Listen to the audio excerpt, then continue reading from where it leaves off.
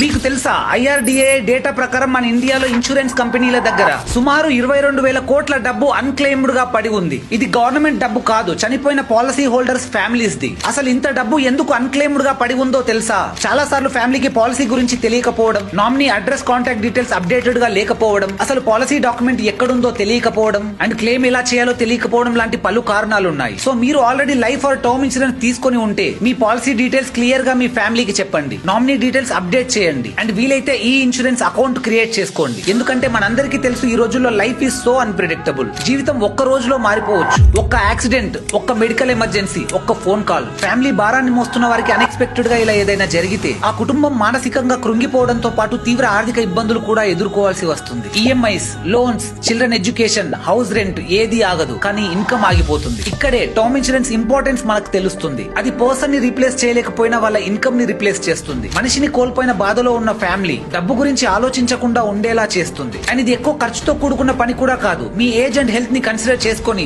Just starting from monthly 400 to 500 rupees తో up to crores వరకు term plans ను పొందవచ్చు. మీకు ఆల్రెడీ పాలసీ ఉంటే సీక్రెట్ గా ఉంచకండి. దాని గురించి మీ ఫ్యామిలీకి చెప్పండి.